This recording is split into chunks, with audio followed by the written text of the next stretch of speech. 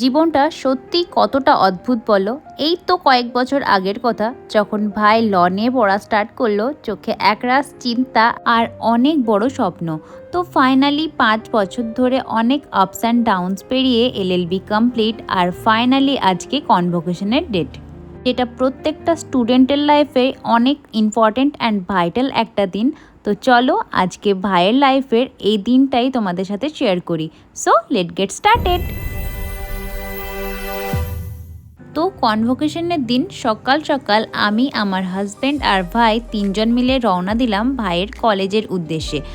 উকিলবাবুর কলেজটা হচ্ছে দুর্গাপুর, আর দুর্গাপুর থেকে আমাদের বাড়ির ডিস্টেন্স যেহেতু অনেকটাই, তো প্রায় 1 ঘন্টা আগে থেকেই আমরা বেরিয়ে গেছিলাম। ইচ্ছে ছিল মা বাবাকেও সাথে নেওয়ার, কিন্তু যেহেতু হঠাৎ করে ওদের যাওয়া হলো না, সেই জন্যেই আমরা দুজনেই ওর সাথে সামিল হলাম জীবনের সবচেয়ে সফলতার দিনে সাক্ষী হতে। ফাইনালি প্রায় 1 ঘন্টার জার্নির পর যখন আমরা কলেজ ক্যাম্পাসের ভেতরে ঢুকলাম, সত্যি বলছি চারপাশটা দেখে খুব প্রাউড হচ্ছিল। চারিদিকে কত কালো কোট আর কত সব চেনা অচেনা মুখ, আর সবার চোখে মুখে ছিল বিজয়ের একরাশ প্রশান্তি। কলেজে ঢোকার পর ফার্স্ট কাজ ছিল ভেরিফিকেশন করানো। 5 বছরের খাটুনি আর একটা অবিরত জেদ আজকে লাইনে দাঁড়িয়ে সার্থকতা পাচ্ছিল। আর তারপর এলো সেই ম্যাজিক্যাল মোমেন্ট, হ্যাঁ, সেই ব্ল্যাক কনভোকেশন গাউন আর ক্যাপটা হাতে পাওয়ার মোমেন্টটা।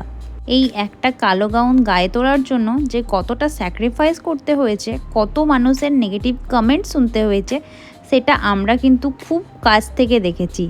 আর একদিন যারা ওর এই ডিসিশন নিয়ে প্রশ্ন তুলছিল, আজকে কিন্তু তারাই পাল্টে খেয়ে সবাই বাহবা দিচ্ছে।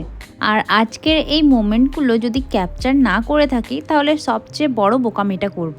সেই জন্যই দেখো গাউনটা পরে বেশ কয়েকটা ফটো ভিডিও আমরা কিন্তু খুব শান্তিপূর্ণভাবেই করছিলাম।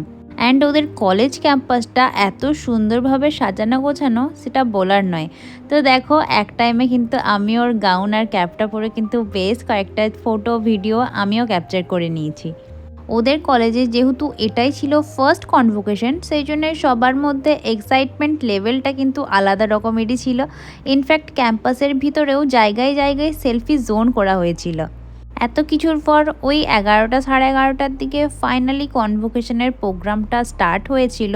দেখতেই পাচ্ছ প্রোগ্রামের জায়গাটা ঠিক কতটা বড় করা হয়েছে। শুধু তাই নয়, এখানে কিন্তু স্টুডেন্ট আর গার্জেনদের বসার আলাদা আলাদা জায়গাও করা হয়েছিল, যাতে সবাই নিজেরা নিজেদের মতো করে প্রোগ্রামটা এনজয় করতে পারে।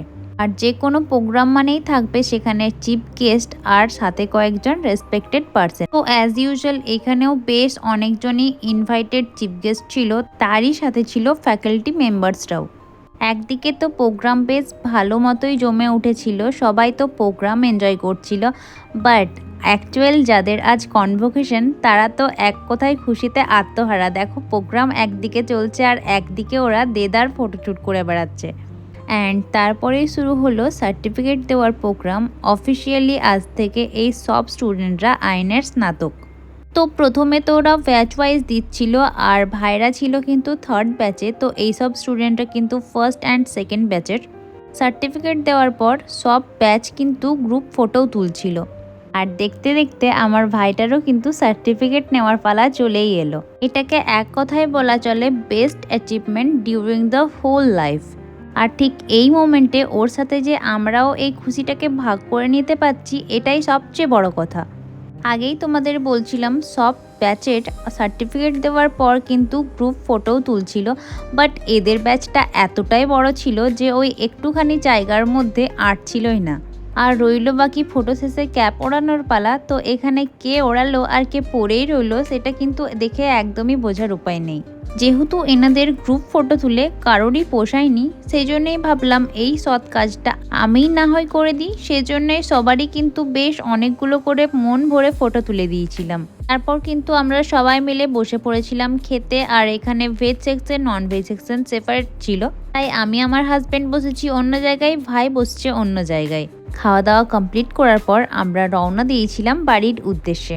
ব্লগটাও তাহলে আজ এখানেই এন্ড করছি। কেমন লাগলো তোমাদের অবশ্যই কমেন্টসে জানিও। এখনও যারা চ্যানেলটিকে সাবস্ক্রাইব করনি, প্লিজ ডু। অ্যান্ড আজকের মতো টাটা।